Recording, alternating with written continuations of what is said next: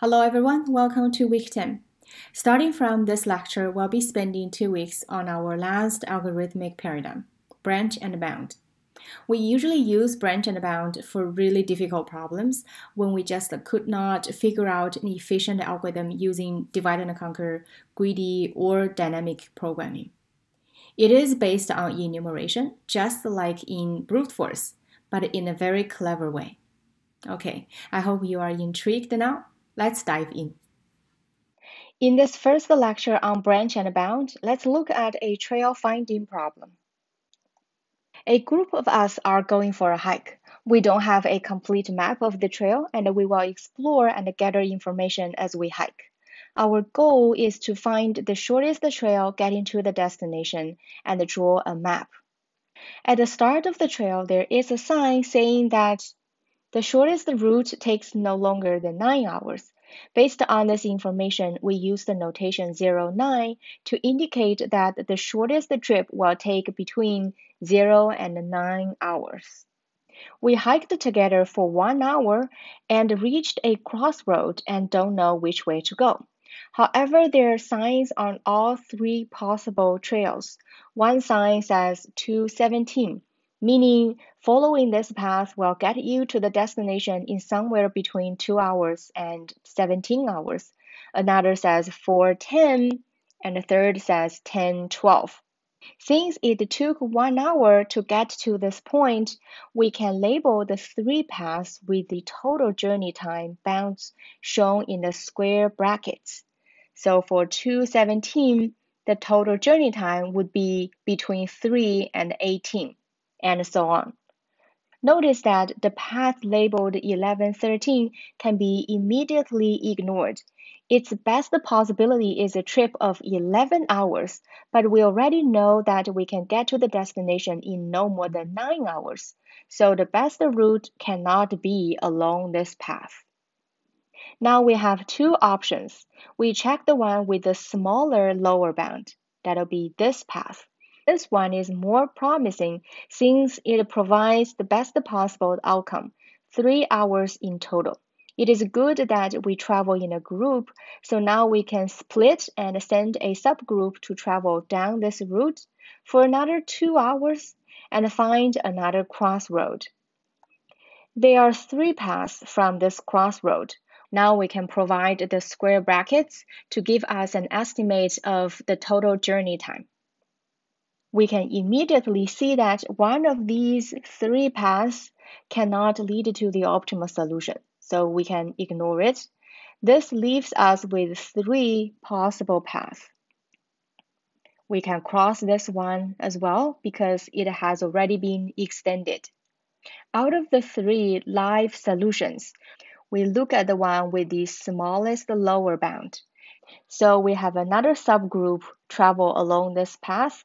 We walk for 1 hour and reach yet another crossroad. This one has 2 paths to choose from. See, this one has a time bracket 7-8, meaning if we go that way, the total trail will take no more than 8 hours. This is a better upper bound for the journey than we had before. Originally, we were told that the total journey would take no more than 9 hours. The significance of this is that now we can update the global upper bound as 8. One of the unexplored routes can be eliminated now. It cannot beat the one we just found. Now we have 3 possible paths still in the game.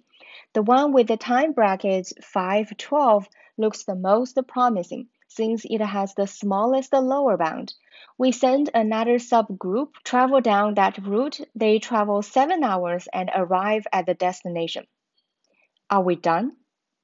No, we're not. Some of us have arrived at the destination, but the total travel time is 1 plus 1 plus 7. That's 9. There's still past 610 and 7-8 that could take less time than 9 hours, and they haven't been extended. Now let's also cross out this extended path. Of these 2, 610 looks more promising since it has a smaller lower bound. We send another subgroup of us to explore that trail. After another 7 hours, we arrive at the destination. So this path took 1 plus 2 plus 7. That's 10 hours in total. This is not the trail we were looking for. And we can cross out this extended path. Now we're down to just one unexplored path. So we send another subgroup to travel down that path. We arrive at the destination after hiking for 6 hours. In total, this path took 1 plus 1 plus 6. That's 8 hours. So this is the one we're looking for. We know this is optimal because we have explored or eliminated all the alternatives. So what is this all about? What are the principles at work here? And why are they useful? This method is termed branch and bound. For those of you taking the artificial intelligence course, you may remember the A-star search algorithm. A-star is essentially an elaboration of branch and bound. After we introduce and formalize branch and bound, we'll come back to A-star. Branch and bound is for problems where the solution can be described as a sequence of decisions. This often involves choosing a subset of a set. There is a feasibility constraint that must be obeyed by all solutions.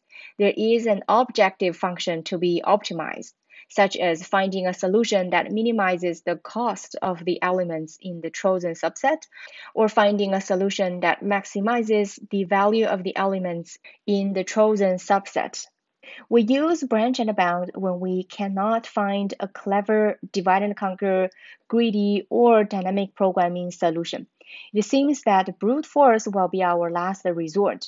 But along the enumeration process, we can come up with rules to eliminate alternatives when we explore.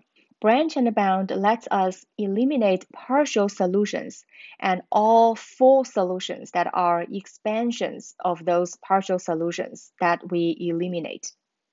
A carefully designed branch and bound algorithm may allow us to eliminate a substantial number of potential solutions, making this algorithm much faster than the raw brute force. How do we eliminate alternatives without expanding them into complete solutions? We develop a set of partial solutions, each with a bracket on the cost of extending the partial solution to a full solution. We call it its lower bound and upper bound. Note that the bounds are not for all possible solutions extended from each partial solution. Instead, they bound the best solution by extending a partial solution. On each iteration, we pick one partial solution and consider all the possible ways to extend it one step further. For each of these new partial solutions, we establish a cost bracket, lower and upper bounds. Some of the new partial solutions may have brackets that allow us to eliminate them immediately. For instance, if the lower bound of a partial solution is greater than the global upper bound, we can eliminate that new partial solution right away. Some new partial solutions let us eliminate other partial solutions that were still under consideration. We have seen this case before where a new partial solution can update the global upper bound, and then that update will lead to the elimination of some other partial solutions. We continue this process until we have explored or eliminated all partial solutions. This also guarantees that a branch and bound algorithm always finds an optimal solution. In the shortest trail problem, you see how those time brackets helped us eliminate partial solutions and their possible extensions. The key to successfully design a branch and bound algorithm is to develop methods of computing the bounds or the brackets for partial solutions such that they don't take too long to compute, and they give small brackets that help eliminate partial solutions more quickly. After the introduction to branch and bound, let's look at the shortest trail problem again and see how this algorithm worked. Whenever we need to make a decision, we consider all the viable options and look at their time brackets or bounds. We eliminate the ones immediately if their lower bounds are greater than the global upper bound. Then we choose the most promising option, the one with the smallest lower bound, to extend first. Upon extension, we compute the brackets for all new partial solutions and see if any of them can be eliminated right away, or if they help update the global bound so some other partial solutions can be eliminated. Now let's formalize the thoughts.